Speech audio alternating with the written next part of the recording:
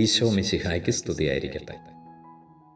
അർത്തോസ് പരിശുദ്ധ കുർബാനയുടെ പഠന പരമ്പര ഇന്ന് 25 ഭാഗങ്ങൾ പൂർത്തിയാക്കുകയാണ്. കുർബാനയെ സ്നേഹിക്കുകയും കുർബാനയെ അറിയാൻ ആഗ്രഹിക്കുകയും ആ അറിവ് മറ്റുള്ളവർക്ക് പകർന്നു കൊടുക്കുകയും ചെയ്യുന്ന എല്ലാവരോടും ഏറ്റവും സ്നേഹത്തോടുകൂടെ നന്ദി അറിയിക്കുന്നു. ഇന്ന് നമ്മൾ ചിന്തിക്കുന്നത് കടങ്ങളുടെ പൊറുതി എന്നത് എന്താണ് എന്നുള്ളതിനെക്കുറിച്ചാണ്. കുർബാനയിലുടനീളം നമ്മളിത് കേൾക്കുന്നുണ്ട്.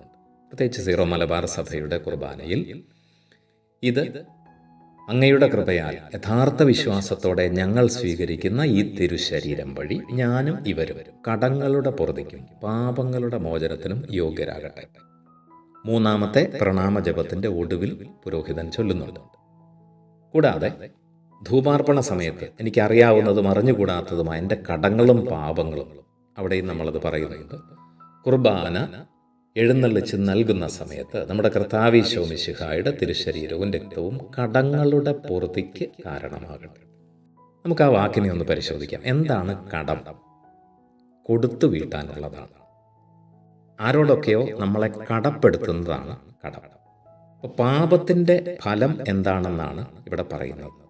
അതായത് ഞാൻ ഒരു പാപം ചെയ്യുമ്പോൾ ആ പാപം എന്നിലും മറ്റൊരുപാട് പേരിലും അവശേഷിപ്പിക്കുന്ന കടങ്ങളുണ്ട്. നമ്മൾ കണ്ടു, പരിശുദ്ധ കുർബാന അനുരഞ്ജനം 6 തലങ്ങളിലാണ്. ദൈവത്തോട്, സഹോദരങ്ങളോട്, എന്നോട് തന്നെ, ജീവിത സാഹചര്യങ്ങളോട്, പ്രപഞ്ചത്തോട്, സഭയോട്. 6 തലങ്ങളിൽ ഞാൻ ചെയ്യുന്ന ഒരു പാപം അതൊരു പാപമായിട്ട് മാത്രമല്ല, പലപ്പോഴും അത് കടങ്ങൾ അവശേഷിപ്പിക്കുകയാണ്. ഈ 6 തലങ്ങളിൽ പ്രത്യേകിച്ച്. ഇപ്പോൾ കടങ്ങളുടെ പൊറുതി എന്ന് പറയുമ്പോൾ കൊടുത്തു വീട്ടാനുള്ളതെല്ലാം തീർക്കുക എന്നതാണ്. പരിശുദ്ധ കുർബാനയെക്കുറിച്ച് വിശുദ്ധ തോമസ് അക്വീനാസ് പഠിപ്പിക്കുന്നത് ദിവ്യകാരുണ്യത്തോളം സൗഖ്യശേഷിയുള്ള മറ്റൊരു കൂദാശയില്ല. അദ്ദേഹം മനോഹരമായി ഒരു പ്രാർത്ഥന ചൊല്ലുന്നുണ്ട്. ദൈവമേ, രോഗിയായ ഞാൻ വരുന്നു വൈദ്യനായ നിന്റെ അടുക്കൽ. കറയേറ്റ ഞാൻ വരുന്നു വിശുദ്ധിയായ നിന്റെ മുൻപിൽ. ചെളി പുരണ്ട ഞാൻ വരുന്നു കരുണയുടെ സാഗരമായ നിന്റെ മുൻപിൽ. ഇപ്പം പരിശുദ്ധ കുർബാനയോളം നമ്മുടെ ജീവിതത്തിന് സമഗ്രമായ രക്ഷ, അതായത് അടിമുടി നമ്മളെ രക്ഷയിലേക്ക് നയിക്കുന്ന മറ്റൊരു കൂദാശയില്ല. അതുകൊണ്ടാണ് പാപങ്ങളുടെ മോചനം അതിനകത്തുണ്ട്, കടങ്ങളുടെ പൊറുതിയും കൂടിയുണ്ട്. അപ്പം താൽക്കാലികവും നിത്യവുമായ ശിക്ഷയിൽ നിന്ന് നമ്മളെ മോചിപ്പിക്കുകയാണ് പരിശുദ്ധ കുർബാന. മത്തായി അറിയിച്ച സുവിശേഷത്തിൻ്റെ 5-ാമത്തെ അധ്യായത്തിലും യോഹന്നാൻ്റെ 1-ാമത്തെ ലേഖനം 3-ാമത്തെ അധ്യായത്തിലും ഒക്കെ, വെളിപാടിൻ്റെ പുസ്തകം 1-ാമത്തെ അധ്യായത്തിലും ഒക്കെ നമ്മളിതിനെക്കുറിച്ച് കാണുന്നുണ്ട്.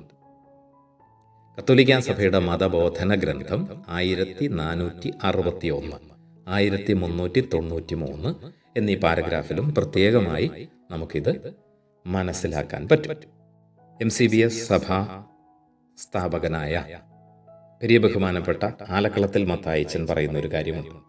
നമ്മുടെ കടങ്ങൾ എത്ര വർദ്ധിച്ചാലും അതെല്ലാം കഴുകാൻ വേണ്ട രക്തം ഈശോ ചിന്തിയിട്ടുണ്ട്. ഈശോയുടെ പരിശുദ്ധ കുർബാനയിൽ നമുക്ക് ലഭിക്കുന്നത് ഈ സമഗ്രമായ രക്ഷയാണ്. അപ്പം എൻ്റെ പാപങ്ങൾ എന്നിൽ അവശേഷിപ്പിക്കുന്ന ഫലങ്ങൾ, കടങ്ങൾ, അത് ഈശോ കൊടുത്തു വീട്ടിയെന്നാണ് നമ്മുടെ വിശ്വാസം. കാരണം കുരിശിൽ കിടന്നുകൊണ്ട് ഈശോ അവസാനം പറഞ്ഞത് എല്ലാം പൂർത്തിയായി എന്ന് അല്ല. കാരണം ആ വാക്യം വിവർത്തനത്തിൻ്റെ, യഥാർത്ഥ ബൈബിൾ ഭാഷയുടെ വിവർത്തനത്തിൻ്റെ ഒരു ന്യൂനതയാണ്. എല്ലാം കൊടുത്തു വീട്ടിയെന്നാണ് വേദപണ്ഡിതർ നമ്മളെ പഠിപ്പിക്കുന്നത്. ഈശോ കടങ്ങളെല്ലാം കൊടുത്തു വീട്ടി. അതായത് ഞാനും മനുഷ്യവർഗം മുഴുവനും അവശേഷിപ്പിച്ച പാപത്തിൻ്റെ കടങ്ങളെല്ലാം ഈശോ കൊടുത്തു വീട്ടിയെന്നാണ് പറഞ്ഞതെന്നാണ് പറയുക.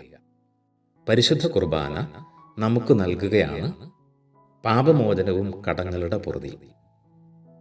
ഓരോ പാപവും അവശേഷിപ്പിക്കുന്ന, അതുകൊണ്ടാണ് ദൈവശാസ്ത്രജ്ഞന്മാർ പാപത്തിൻ്റെ അവശിഷ്ടം എന്നാണ് കടങ്ങളെക്കുറിച്ച് പറയുന്നത്.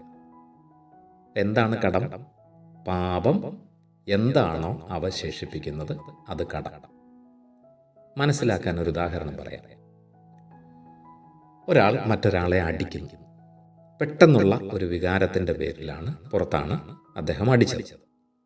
പിന്നീട് അത് മനസ്സിലാക്കുകയും താൻ ചെയ്ത പ്രവൃത്തിയെക്കുറിച്ച് അടി കൊണ്ടയാളോട്, ആർക്കാണോ അടി കൊടുത്തത് ആ ആളോട് സോറി, എന്നോട് ക്ഷമിക്കണമേ എന്ന് പറയുകയും ചെയ്തു. പാപങ്ങൾ അവിടെ മോചിച്ചു. പക്ഷേ ഈ അടി കൊണ്ട, അടിയുടെ ആ വിരൽ അല്ലെങ്കിൽ അടി കൊണ്ട ആ ചുമലപ്പാട് അവിടെ തടിച്ച് കിടപ്പുണ്ട്. അതൊരു സോറി പറഞ്ഞതുകൊണ്ട് രണ്ടുപേരും ഷെയ്ക്കാൻഡ് കൊടുത്തത് പോകുന്നതല്ല. അത് മാറാൻ സമയമെടുക്കും. അപ്പോൾ അതാണ് പാപം അവശേഷിപ്പിക്കുന്ന കടം. ഇതാണ് പരിശുദ്ധ കുർബാനയിൽ മോചിക്കപ്പെടുന്നത്. പറഞ്ഞു കേട്ടിട്ടുള്ള ഒരു ഉദാഹരണം എങ്ങനെയാണ്? ഒരു ധ്യാനം നടക്കുന്ന ഒരു ഹോളിൽ ഒരു പാമ്പ് കയറി വരും. പെട്ടെന്ന് തന്നെ എല്ലാവരും ഇറങ്ങി ഓടുകയാണ്. അപ്പോൾ അങ്ങനെ എല്ലാവരും ഇറങ്ങി ഓടിക്കഴിഞ്ഞപ്പോൾ കുറച്ച് പേര് ആ പാമ്പിനെ തല്ലിക്കൊന്നു. പാമ്പ് ആണ് ഇവിടുത്തെ കാരണം. ആ പാമ്പിനെ തല്ലിക്കൊല്ലുകയും ചെയ്തു. പാമ്പ് തീർന്നു. പക്ഷേ ഈ ധ്യാന ഹോളിലെ എല്ലാ ഡിസോർഡറുകളും അവിടെ അവശേഷിക്കുകയാണ്. എല്ലാവരും ഇറങ്ങി ഓടിയപ്പം കസേര അങ്ങോട്ടും ഇങ്ങോട്ടും മാറി, പുസ്തകങ്ങൾ മാറിപ്പോയി. ഇങ്ങനെ ഒരു വല്ലാത്ത ക്രമക്കേട് അവിടെ അവശേഷിക്കുന്നു. കണ്ടോ? അപ്പോൾ പാപത്തിൻ്റെ കാരണമായ പാമ്പിനെ തല്ലിക്കൊന്നു. കുമ്പസാരം ഇതാണ് നമുക്ക് നൽകുന്നത്. കുമ്പസാരത്തിലൂടെ പാപങ്ങൾ മോചിക്കപ്പെടുകയാണ്. നമ്മുടെ പാപങ്ങളെല്ലാം നമ്മളോട് മോചിക്കപ്പെടുന്നുണ്ട്. പക്ഷേ ഈ പാപത്തിൻ്റെ ക്രമക്കേടുകൾ നമ്മുടെ ജീവിതത്തിലുണ്ട്. അത് മോചിക്കപ്പെടണമെങ്കിൽ, കടങ്ങളുടെ പൊറുതി ഉണ്ടാകണമെങ്കിൽ അതിന് നമ്മളല്ല, ഈശോ അർപ്പിച്ച ബലിയുടെ യോഗ്യത നമുക്കുണ്ടാവണം. അപ്പം ആ യോഗ്യതയിൽ നിന്നാണ് നമുക്ക് കടങ്ങളുടെ പൊറുതി കിട്ടുന്നത്. ഈശോ നമുക്ക് വേണ്ടി കാൽവരിയിൽ ജീവാർപ്പണം ചെയ്ത് നമ്മുടെ കടങ്ങളുടെയും പാപങ്ങളുടെയും പൊറുതി നേടിയ കുർബാനയിൽ പങ്കുകൊള്ളുമ്പോഴാണ് കടങ്ങളുടെ പൊറുതി പാപങ്ങളുടെ മോചനത്തോടൊപ്പം നമുക്ക് ലഭിക്കുന്നത്. ദൈവത്തിന് നമുക്ക് നന്ദി പറയാം. സഭാപിതാക്കന്മാരായ വിശുദ്ധ ബേസിൽ, വിശുദ്ധ ഗ്രിഗരി, വിശുദ്ധ അംബ്രോസ് എന്നിവരൊക്കെ ഇവരെല്ലാവരും ഈ കടങ്ങളുടെ പൊറുതി, പാപമോചനം ഇത് നൽകുന്ന പരിശുദ്ധ കുർബാനയുടെ മഹത്വത്തെ വാഴ്ത്തി പാടുന്നുണ്ട്. പാപമോചനത്തിൻ്റെ കൂടെ കടങ്ങളുടെ പൊറുതിയും കൂടെ വരുമ്പോഴേ സമഗ്രമായ ദിവ്യകാരുണ്യത്തിൻ്റെ സമ്പൂർണ്ണ സൗഖ്യം നമ്മുടെ ആത്മാവിലും ശരീരത്തിലും നമുക്ക് അനുഭവിക്കാൻ സാധിക്കുകയുള്ളൂ. അങ്ങനെ എൻ്റെ പാപങ്ങളിലൂടെ ഞാൻ അവശേഷിപ്പിച്ച, മറ്റുള്ളവരിലും എന്നിലും ദൈവത്തോടുള്ള ബന്ധത്തിലും പ്രപഞ്ചത്തിലും സഭയിലും അവശേഷിപ്പിച്ച കടങ്ങൾ പരിഹരിക്കാൻ എനിക്ക് ധാർമ്മികമായ ഉത്തരവാദിത്വമുണ്ട്. അത് ഞാൻ നേടിയെടുക്കുന്നത് ഈശോ കുരിശുമരണത്തിലൂടെ എന്നെ വീണ്ടെടുത്തതിൻ്റെ ആ സ്മരണയിൽ ഞാനായിരിക്കുമ്പോഴാണ്. അങ്ങനെയാണ് പാപം എന്നിൽ അവശേഷിപ്പിച്ച ക്രമക്കേടുകളെ ഈശോയുടെ ബലിയുടെ യോഗ്യതയോടുകൂടെ സ്വർഗീയമായി ഞാൻ വീണ്ടെടുക്കുന്നത്. നമുക്കും എത്രമാത്രം കടങ്ങളുണ്ടെങ്കിലും സ്നേഹസാഗരമായ ഈശോയുടെ മുൻപിൽ അത്രമാത്രം രക്തം ചിന്തിക്കൊണ്ട് നമ്മുടെ കടങ്ങളെ മുഴുവൻ ഇല്ലാതാക്കാൻ, ഇളച്ചു തരാൻ കാരുണ്യം കാട്ടിയ പരിശുദ്ധ കുർബാനയെ, ഈശോയെ സ്നേഹിച്ചുകൊണ്ട് നമ്മുടെ ജീവിതത്തിന് കുർബാന നൽകുന്ന സമഗ്ര സൗഖ്യം അനുഭവിച്ചുകൊണ്ട് എല്ലാവരിലേക്കും അത് പകർന്നു കൊടുത്ത് എല്ലാ മുറിവുകളും, എല്ലാ ക്രമക്കേടുകളും, എല്ലാ പോരായ്മകളും പരിഹരിച്ചുകൊണ്ട് നമുക്ക് മുന്നോട്ട് പോകാൻ സാധിക്കട്ടെ.